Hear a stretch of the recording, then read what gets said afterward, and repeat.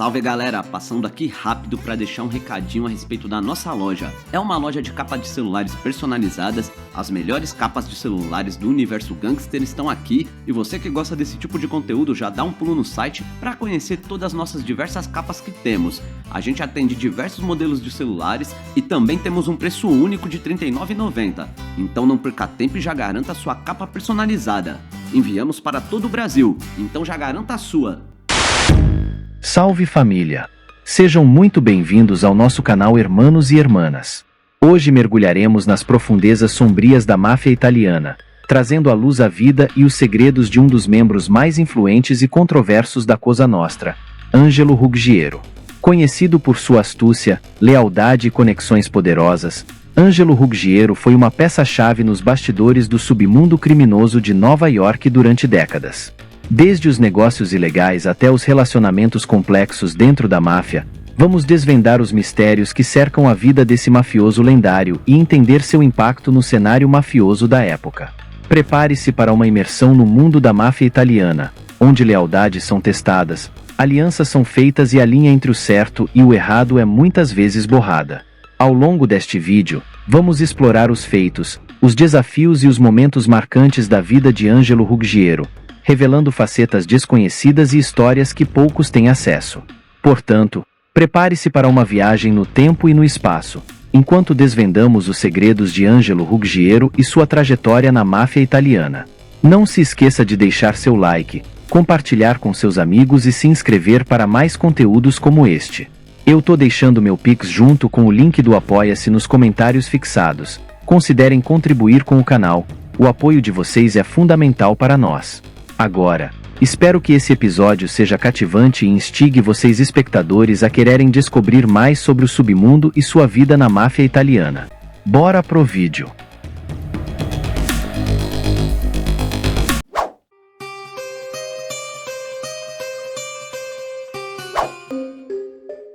O pai de Ruggiero era um imigrante da primeira geração de Nápoles, na Itália, que não estava envolvido com o submundo organizado. A mãe de Ruggiero era Emma Campazano. Os irmãos de Angelo eram associados da família Gambino, Salvatore Ruggiero, o sênior John Ruggiero e Francis Little Frank Ruggiero.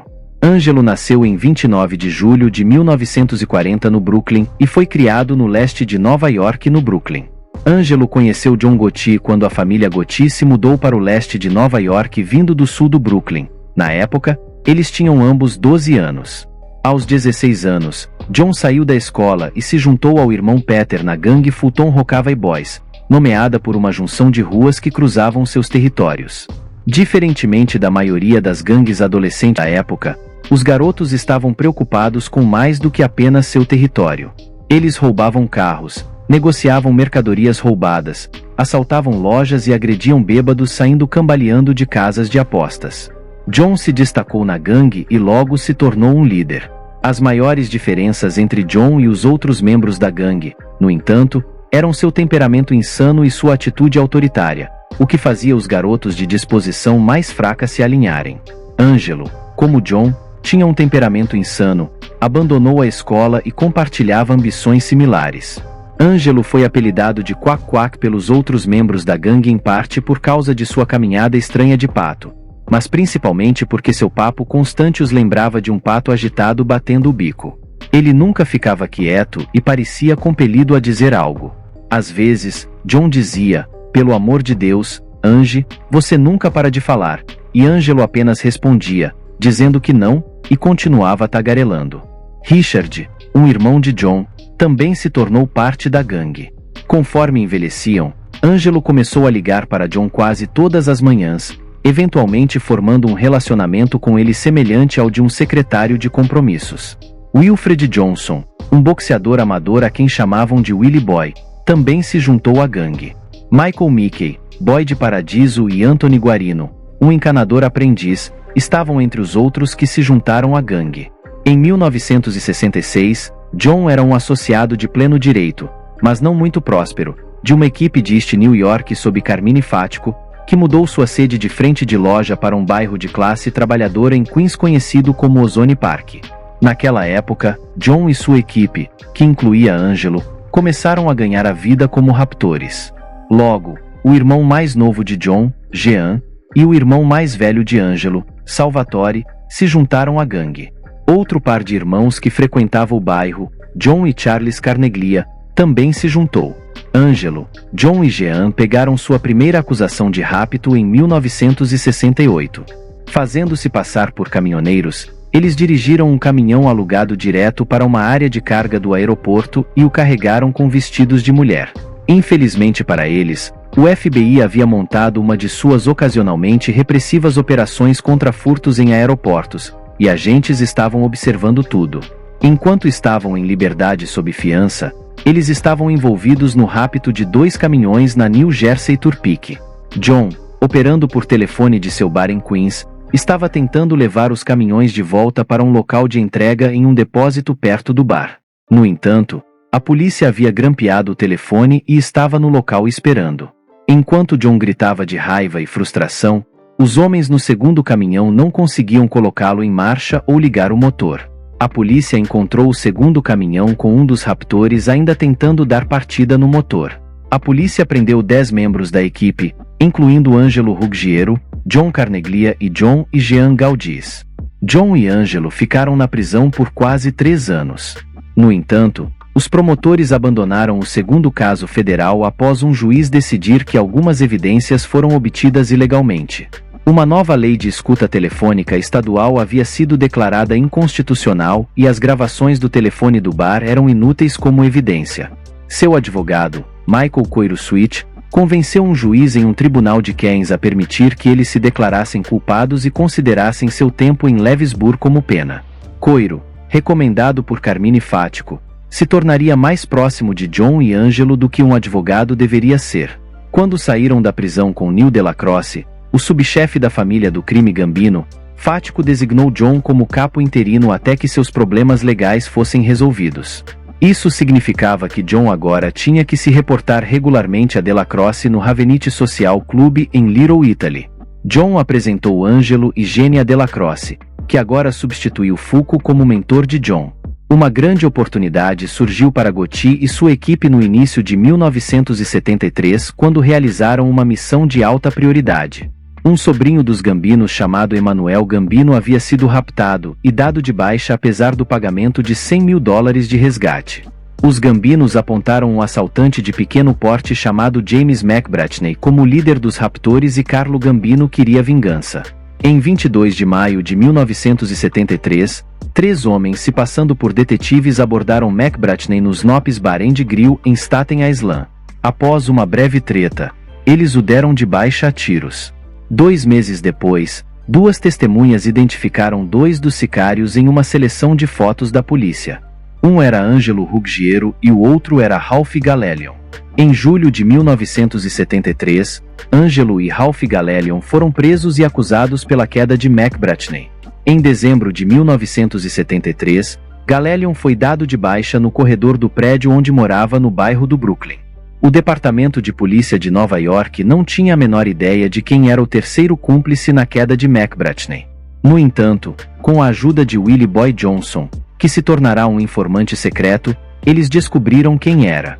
Willie Boy começou a falar 7 anos antes, depois que a família descumpriu uma promessa de ajudar a esposa e os filhos de Willie Boy quando ele teve que ir para a prisão por alguns meses.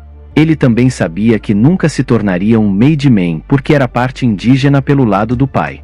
John conseguiu escapar da polícia por quase um ano até a primavera de 1974, quando Willie Boy deu ao FBI outra dica, que foi repassada para o Departamento de Polícia de Nova York.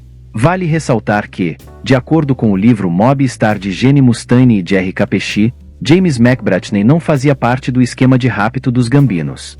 Tanto Angelo quanto John se declararam culpados de tentativa de queda culposa e foram condenados em agosto de 1975 a 4 anos, dos quais cumpriram apenas 2.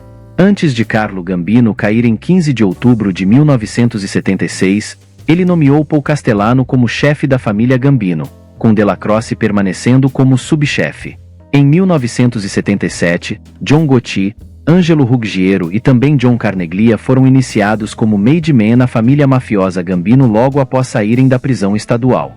Angelo, que já era casado, mudou sua família para Howard Beach.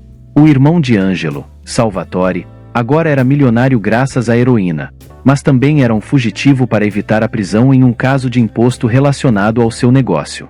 Enquanto estava foragido, ele continuou a negociar, e parte de seu dinheiro estava escondido em empresas controladas por seu amigo encanador de infância, Anthony Guarino.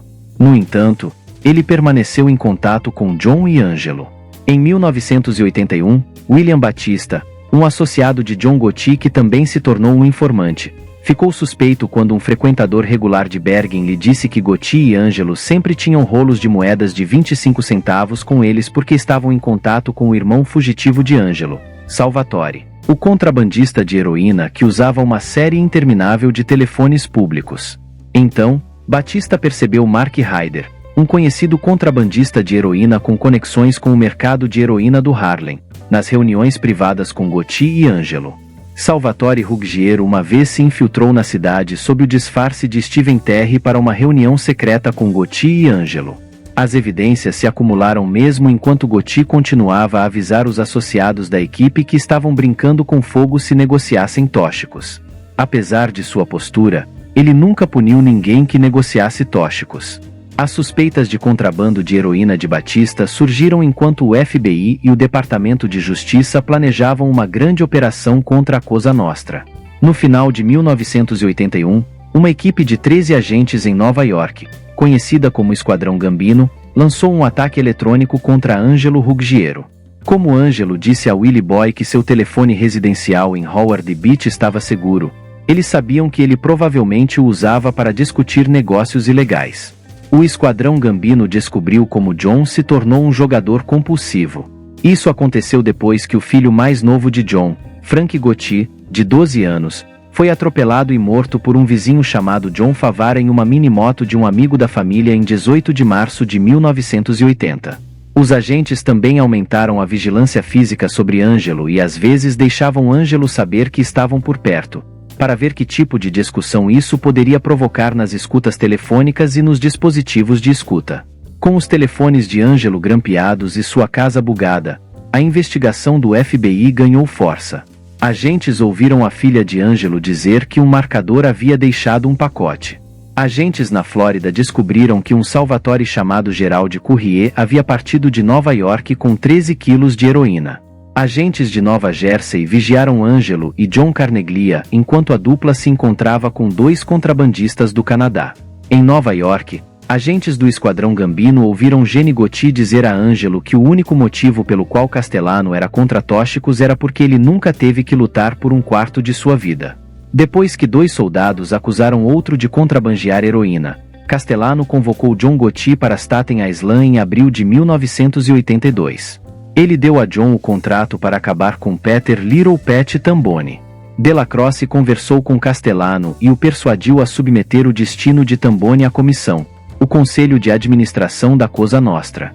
Isso resultou em um impasse e Little Pet foi permitido a viver. Ângelo deu a notícia a Little Pet e a pena que seria imposta. Em vez disso, ele não poderia se envolver nos negócios da família por 6 meses. Ele teria que se desculpar com Paul e fingir que nunca lidou com heroína. Em 6 de maio de 1982, Salvatore Ruggiero, que estava escondido há 6 anos na Flórida, alugou um avião particular com sua esposa e 2 pilotos e morreram quando o avião caiu. Michael Coiro, o advogado confiável de Ângelo e John, saiu da semi-aposentadoria na Flórida para ajudar Ângelo a resolver o complicado emaranhado dos bens de seu irmão na casa grampeada de Ângelo. Coiro disse a Frank de Sico que Jenny encontrou a heroína no esconderijo de Salvatore. Coiro ficou em Nova York por várias semanas para ajudar Ângelo. Mas ele também cavou sua própria cova porque enquanto Ângelo tentava desemaranhar os interesses ocultos de seu irmão em propriedades e empresas, ele também tentava vender a heroína de Salvatore. Por mais alguns meses, os bugs na casa de Ângelo captaram dezenas de conversas altamente incriminadoras. Em agosto de 1983, Ângelo, Jean, John Carneglia, Mark Ryder, Michael Coiro e vários intermediários e mensageiros foram presos e acusados de contrabandear múltiplos quilos de heroína. Willie Boy, que estava envolvido, saiu ileso. Batista, sem saber que Willie Boy também era um agente duplo, disse ao FBI que ficou surpreso por Willie Boy não ter sido preso. Angelo, Jean e John Carneglia, os principais homens sob a asa de Delacroce, foram vistos como um ataque à credibilidade de Paul Castellano, o que antecipava um confronto. O FBI e outras agências de aplicação da lei começaram a mirar firmemente nos chefes da Cosa Nostra sob a nova lei de extorsão chamada RICO, que tornava os chefes tão vulneráveis a processos quanto qualquer outro membro da organização. Castellano, especialmente, sentiu a pressão ao ser indiciado 2 vezes e ser avisado de que um terceiro caso estava a caminho. Paul instantaneamente percebeu que não poderia simplesmente eliminar membros principais da equipe de John Gotti sem uma resposta agressiva. Delacroce conseguiu que Castellano adiasse uma reação à situação de Angelo, até que ele pudesse revisar pessoalmente as fitas. Castellano então disse a John Gotti para entregar as fitas a ele assim que os promotores as entregassem aos advogados de defesa. Vários atrasos nas etapas pré-julgamento do caso atrasaram a produção das fitas pelo governo e contribuíram para a estratégia de Delacroce. No início de 1984, Castellano enfrentou problemas mais sérios. A investigação de Roy DeMel fez as coisas piorarem muito. Comentários capturados nas escutas na casa de Angelo estabeleceram causa provável para a aplicação da lei colocar escutas em sua mansão também. E essa escuta havia gravado muitas conversas prejudiciais entre Castellano e outros no último ano. No verão de 1984, Castellano ainda estava exigindo cópias das fitas e Delacroce estava sofrendo de câncer e fazendo quimioterapia, mas ainda conseguia interceder com Castellano. Em 1985, John Gotti também enfrentava um caso federal da Lei RICO, um caso montado pela assistente do procurador dos Estados Unidos Diane Jacqueline, que cresceu em Queens. Em fevereiro de 1985, o martelo federal levantado pelas escutas de Angelo caiu sobre a capital do submundo. Em março de 1985, Neil Delacroce, Armand Delacroce e outras 8 pessoas foram indiciados sob a Lei RICO e acusados de delitos que variavam de quedas à agiotagem. Na primavera de 1985, o julgamento de Castellano no primeiro de seus casos estava prestes a começar. A disputa sobre as fitas de Angelo ainda não estava resolvida, mas alguns trechos haviam aparecido nos documentos pré-julgamento apresentados pelos promotores no caso da comissão de Castellano, e estes informaram a ele que o Esquadrão Gambino também havia interceptado Angelo falando sobre Peter Tamboni e a comissão com partes não autorizadas. Mais uma vez Castellano pediu pelas fitas de Angelo, mas novamente Delacroce encorajou o atraso. Em junho de 1985, John e Angelo foram a Delacroce para revisar as demandas persistentes de Castellano pelas fitas. Escutas colocadas na casa de Delacroce gravariam Angelo inventando uma história para explicar sua recusa em entregar. Angelo disse a Sammy Gravano que tinha boas razões para acreditar que, uma vez que Delacroce fosse de base, Castellano tentaria eliminá-lo. John Gotti e Angelo contaram a mesma coisa a Delacroce. Acima, colocados na casa de Delacroce, gravaram essas conversas e mostraram que Delacroce estava cansado de mentir e buscava uma maneira de encerrar a crise sem derramamento de ketchup humano. Ele disse a John e Angelo que disse a Castellano que Angelo não poderia entregar as fitas porque sua família estava envolvida nelas. Delacroce disse a Angelo: "Tenho tentado fazer você se safar com essas fitas, mas Jesus Cristo, não consigo impedir o cara de sempre trazer isso à tona." Em 2 de dezembro de 1985, dia em que o julgamento de Delacroce e Gotti estava marcado para começar, Delacroce faleceu. No entanto, Castellano não apareceu no velório de Delacroce. Ele convocou os regimes de cobre e anunciou que iria fechar o Rave Night e designar John Gotti e seus soldados naquilo que ele chamou de forma incisiva de equipe fático para outros deveres. Em outras palavras, ele estava rebaixando o protegido de Delacroce e eliminando a equipe de Bergen. Para piorar as coisas, Castellano disse que há um rumor de que Delacroce era um rato, referindo-se a um dos jornais que sugeriram que Delacroce era um informante secreto de longa data do FBI. John Gotti voou em fúria com Frank DeSico e Tommy Gambino tentando acalmá-lo. O que Castellano não sabia era que já havia um complô contra ele por parte de John Gotti, Sammy Gravano, Joseph Armoni, Frank DeSico e Robert Di Bernardo. Os conspiradores, dado o conflito das fitas de Angelo, decidiram que Angelo não deveria ser um jogador importante. Na segunda-feira, 16 de dezembro de 1985, Thomas Bolatti levou Paul Castellano para a reunião pré-arranjada no início da noite no Sparks Chase no Midtown Manhattan na Rua Leste 46 perto da Terceira Avenida. Enquanto Castellano estava saindo do carro na frente do restaurante por volta das 5h26 da tarde, sicários correram e o alvejaram várias vezes. O motorista também foi dado de baixa ao sair pela porta do motorista. Antes de deixar o local da queda, John Gotti passou de carro para ver os corpos. Após John Gotti se tornar chefe da família Gambino, ele nomeou Frank DiCicco como seu subchefe. Sammy Gravano foi elevado a capo e Angelo Ruggiero se tornou o capo de sua equipe. Quando Gotti se tornou chefe, em meados da década de 1980, o FBI tinha uma rede de vigilância de amplo alcance que incluía escutas nas casas de muitos associados da família Gambino. Eles foram plantados em grande parte com base em informações obtidas nas gravações de Angelo Ruggiero. Ruggiero era conhecido como uma grande, embora involuntária, fonte de informação, e sua própria casa estava fortemente grampeada. Logo, as autoridades tinham uma pilha de fitas com conversas contundentes entre mafiosos. A voz distinta de Ruggiero parecia estar presente em quase todas elas. Ele gostava de visitar outros membros da família Gambino sempre que possível para reclamar de pessoas que odiava ou apenas discutir suas ideias. Como afirmou um associado da Gambino, diz que quaisquer 7 números e há 50% de chance de Angelo atender o telefone. E, eventualmente, o FBI o gravou discutindo abertamente os detalhes da agiotagem e das operações de tóxicos nas casas de vários mafiosos. Com as provas contidas nas fitas, o governo preparou um processo contra Ruggiero por contrabando de heroína. Os 2 primeiros julgamentos terminaram em anulação após alegações de adulteração do júri. Mas quando ficou claro que a boca de Ruggiero havia fornecido ao FBI informações suficientes para começar a preparar casos contra muitos dos associados da Gambino, até mesmo Gotti teria começado a pensar em acabar com ele. Enquanto aguardava outro julgamento, Angelo Ruggiero sucumbiu ao câncer de pulmão terminal em 1989. Gotti recusou-se a visitar seu velho amigo em seu leito de queda. Em última análise, porém, as conversas gravadas de Ruggiero forneceram provas valiosas para as autoridades na investigação de casos contra Gotti nos próximos anos. Por fim, Gotti também acabou sendo condenado por uma série de acusações de quedas e extorsão e sentenciado à prisão perpétua em 1992. E posteriormente caiu de câncer em 2002.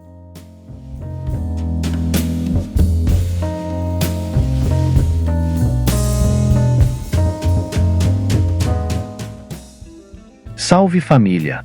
E assim chegamos ao final desta jornada pelo mundo intrigante e complexo de Angelo Ruggiero, um dos personagens mais emblemáticos da máfia italiana.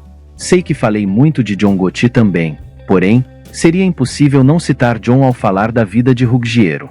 Espero que vocês tenham apreciado conhecer mais sobre a vida, os desafios e os feitos desse mafioso que deixou sua marca na história da máfia. Um agradecimento especial a todos os colaboradores, historiadores, especialistas em máfia e fontes que contribuem para enriquecer nosso conhecimento sobre Angelo Ruggiero e seu legado. Se você gostou deste conteúdo e quer ver mais vídeos sobre temas relacionados à máfia italiana, crimes organizados e histórias fascinantes do submundo criminal, não se esqueça de deixar seu like, compartilhar com seus amigos e se inscrever no canal para não perder as próximas produções. Eu tô deixando meu Pix junto com o link do Apoia-se nos comentários fixados. Considerem contribuir com o canal, o apoio de vocês nos ajuda muito. Fique atento para novos vídeos que continuarão explorando os mistérios e as curiosidades dos bastidores da máfia. Juntos, podemos desvendar os segredos que moldaram a história o submundo organizado. Obrigado por assistir e por se interessar por histórias tão fascinantes quanto a de Angelo Ruggiero. Até a próxima!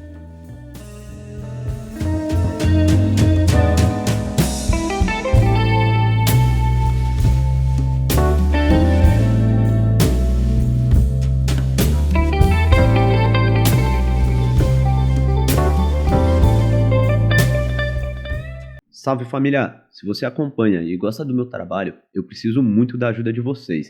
Dá um pulo lá no Apoia-se e se torne um de nossos investigadores daqui do canal. E para os apoiadores do canal, vão ter diversos brindes para vocês, meus amigos. Então, se você quer que esse conteúdo continue rolando, dá um pulo lá no Apoia-se e se torne um de nossos investigadores daqui do canal. Valeu, família!